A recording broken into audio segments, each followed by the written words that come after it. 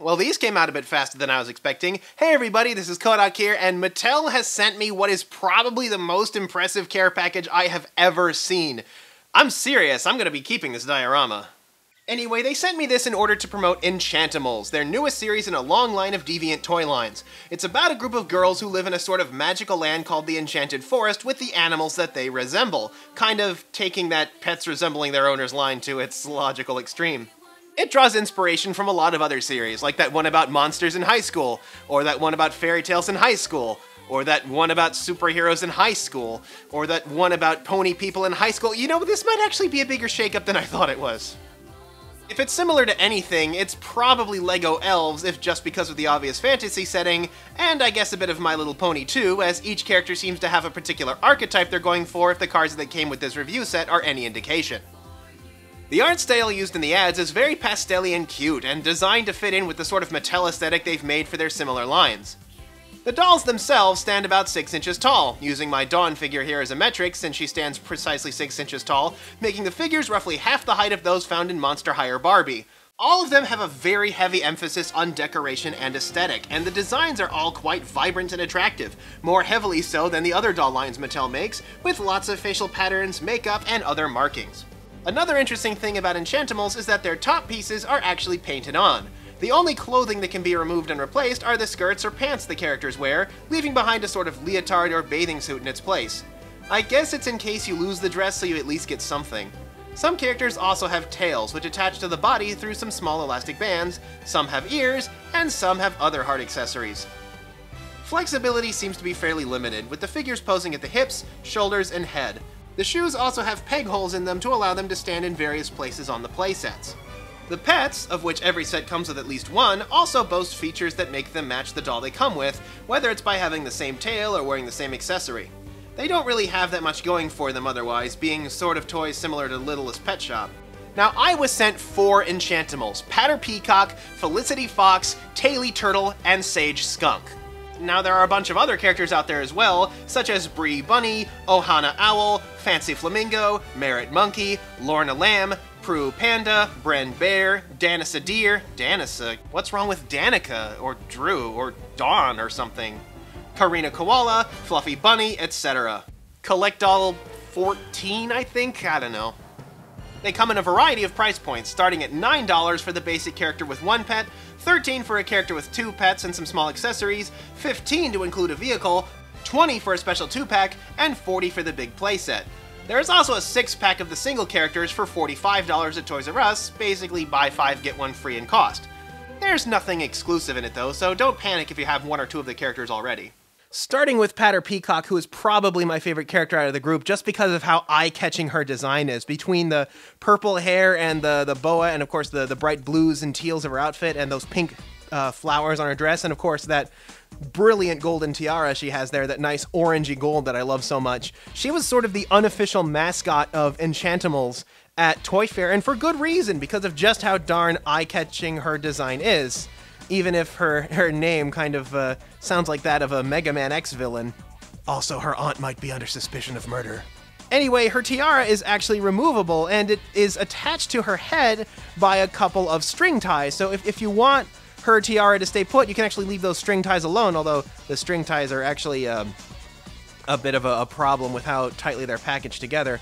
She comes with her pet, a peacock named Flap, and Flap is obviously a boy because peacocks are actually 100% male. They are the male version of peafowl. He's got the same kind of hair, which is kind of reminiscent of the boa accessory there, and of course he has the same kind of tail. Otherwise pretty basic, got a little bib.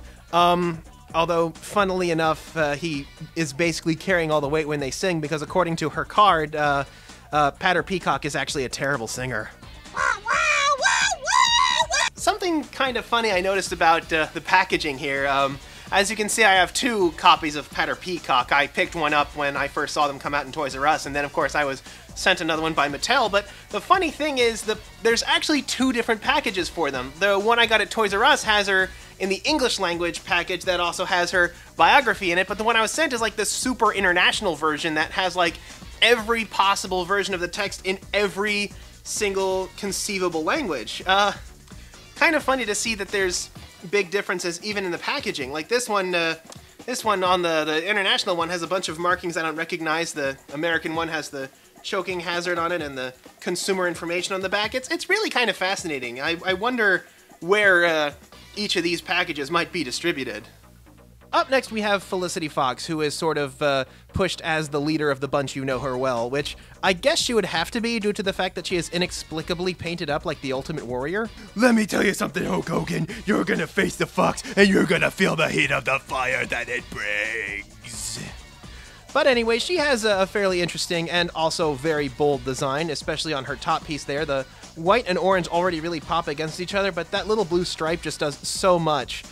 She also has a bit of a flower on her ears here. She has the little hard ears that poke up, along with the twin-tailed hair. She also has, speaking of tails, she also has a long and fluffy tail that is attached via a special elastic, as does her pet Flick down here. She has a dress that is also in a very vibrant orange and blue. Again, more colors that really contrast against one another. These ones that have like really strongly contrasting colors are easily some of the strongest in the line, and Felicity's definitely up there. Sage Skunk, while she does gain some points for that, of course, contrast of black and white along with the harsh, bright colors of her dress, is unfortunately probably the weakest of the designs. She has that kind of trendy hairstyle where half of the hair is shaved and the other half is allowed to grow long, but that kind of reveals a lot of the manufacturing processes, which make things kind of weak. You can see her ear is kind of jutting out a bit here, something which, as far as I can tell, is something that regularly happens. And also, at the same time, if you look at the back of her head, you can actually see the molding marks. So, while I appreciate the gesture that this design is trying to get, it does unfortunately reveal a bit of the weakness of the medium. I don't know, maybe I would have frosted this part of her hair or flocked it or something, you know, that sort of weird fuzz that you sometimes get on some toys. I might have tried flocking this area rather than just leaving it up to the paint, because it's clear to me that the paint is clearly not enough. Otherwise, she has probably the biggest tail that kind of juts out just over her rear here, that along with her skunk also has the same flower and long fluffy tail here. Her skunk named Caper, although you'd think that would be a name you'd give like a raccoon or something. And then we have Kayleigh Turtle and her pet Bounder on a bicycle built for two, kind of. She's a turtle who enjoys going fast. Haha, haven't seen that before. Anyway, Kayleigh is one of the $15 sets in that she comes with a vehicle. The other one is Merit Monkey, who comes with a fruit cart. Anyway, Kayleigh has something that all of these other characters don't have, and that is knees! Knees, my god. The mere fact that she has knees in order to reach the pedals of her bike makes her so much more poseable than so many of the other characters. I was kind of hoping to have, like, another character ride in this rear basket here that normally her pet sits in, but unless they can also bend at the knees, I don't know if that's really possible. Something about Kayleigh is she doesn't actually have any animal features, like, advertly on her body, so they did that instead with the helmet, although I guess she could like wear the helmet around her neck or around her waist when she's not using it to ride on her bike.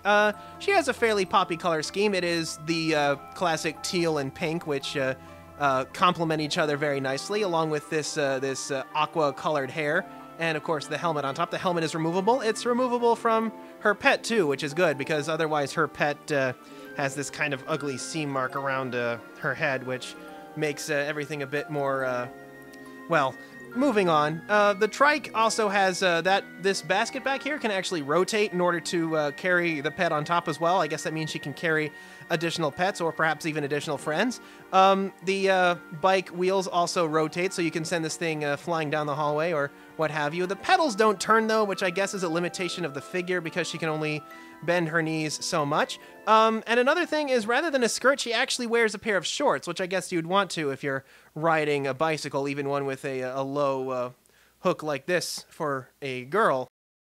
So that's a look at Enchantimals. They are perhaps not as economical as their size would suggest, but you're definitely paying for all that added pizzazz that comes with the facial markings and other details. I hope we get some more that offer more posability options such as Kayleigh Turtle, since so much of the appeal effort is in the form of stop-motion animation that Mattel's been putting out on YouTube. There is also an upcoming TV special for them, and we'll have to see how that fleshes out things and establishes the character, under the prayer, of course, that it will actually be good.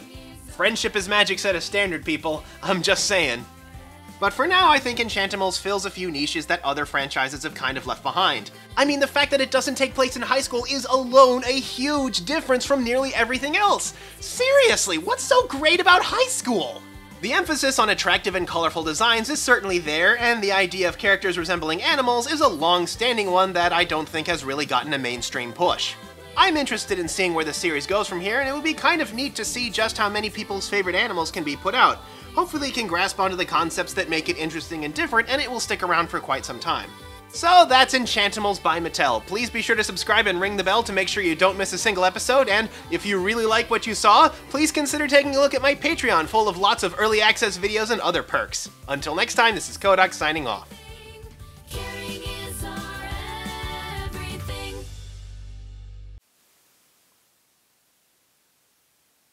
Not in a million years.